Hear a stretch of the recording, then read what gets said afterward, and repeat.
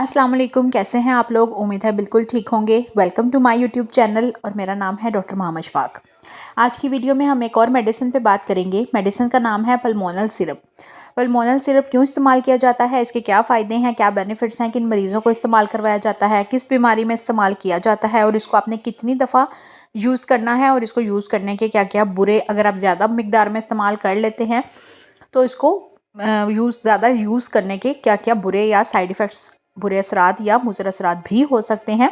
तो इस वीडियो में हम इसी चीज़ पे बात करेंगे। तो वीडियो स्टार्ट करने से पहले चैनल ज़रूर सब्सक्राइब कर लें और बेल आइकन भी प्रेस कर लें ताकि मेरी सारी वीडियोस आपको टाइमली मिलती रहा करें। तो चलें वीडियो स्टार्ट करते हैं।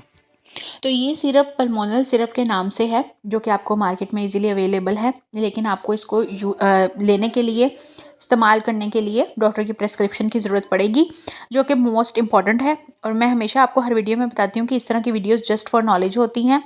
काइंडली आप सिर्फ इसको जस्ट फॉर नॉलेज ही देखा करें। खुद से कभी भी दवाइयों का इस्तेमाल करना मुज़र हो सकता है आपके लिए, ठीक है।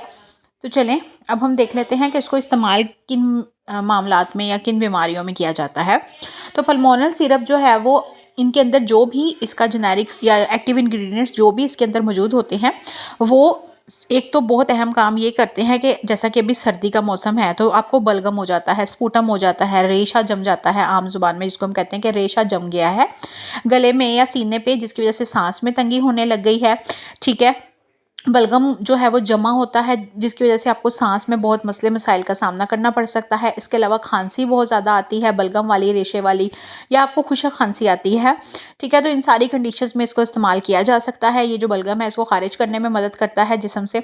और इसके अलावा अगर आपको छींकें भी साथ में आ रही हैं या फिर आपको फ़ीवर भी है तो उसके लिए भी ये काफ़ी फ़ायदेमंद है। अगर आपको फ़ीवर है, साथ में आपको बलगम वाली खांसी आती है या खुशक खांसी आती है, ड्राई कफ़ आती है, और इसके अलावा आपको एलर्जिक रिएक्शन भी है, मतलब छींकें वगैरह भी आती हैं, तो अगर आपको इस किस्म में से कोई भी मसला है इस तरह का, तो या फिर आपको सिर्फ खांसी ही है, रेशा ही है, सीने में जमता है और सांस में तंगी होती है, तो भी आप इसको यूज़ कर सकते हैं। और इसको अब कैसे यूज़ करना है, इसको यूज़ करने के बच्चों के लिए जो है वो डिफरेंट इसकी होती है, और जैसे बड़े होते हैं, मतलब जो बड़ी एज के लोग होते हैं, एडल्ट होते हैं, उनके लिए डिफरेंट इसकी डोज होती है। अगर आप बच्चों को दे रहे हैं तो आपने इसको कम से कम इस्तेमाल करना है। अगर आप दिन में आप 3 दफ़ा इसको इस्तेमाल कर सकते हैं या 2 दफ़ा इस्तेमाल कर सकते हैं। आधा चम्मच आप इसको एक टाइम में आधा चम्मच यूज़ कर सकते हैं, लेकिन अगर आप बड़े हैं तो आप इसको दिन में 2 दफ़ा या 3 दफ़ा इस्तेमाल करें, और एक टाइम में 1 ही चम्मच या 2 चम्मच का इस्तेमाल कर सकते हैं। मैंने जैसा कि पहले भी बताया कि ये सिर्फ जनरल डोजेज और जनरल नॉलेज के बारे में, सिर्फ ये नॉलेज के अकॉर्डिंग होती हैं चीज़ें। अगर आपको कोई भी इस किस्म का मसला है तो कोशिश करनी है कि आपने पहले अपने डॉक्टर को लाजमी दिखाना है, अपने करीबी डॉक्टर को, फिजिशियन को, एमबीबीएस डॉक्टर या जो कोई भी आपके पास अच्छा डॉक्टर हो, उसको आपने लाजमी अपना विजिट करना है, अपना चेकअप वगैरह करवाना है। आपकी जो भी कंडीशन होगी उसके अकॉर्डिंग ही दवाई जो है वो, हर बंदे के कंडीशन के अकॉर्डिंग मेडिसिन की डोज डिसाइड की जाती है, ठीक हो गया। क्योंकि अगर आप इसको खुद से इस्तेमाल करते हैं या ज़्यादा मकदार में इस्तेमाल कर लेते हैं तो आपको बुरे असरात का सामना भी करना पड़ सकता है। तो इस दवाई को अगर आप ज़्यादा मकदार में इस्तेमाल करते हैं तो क्या क्या बुरे असरात या मुज़र असरात हो सकते हैं।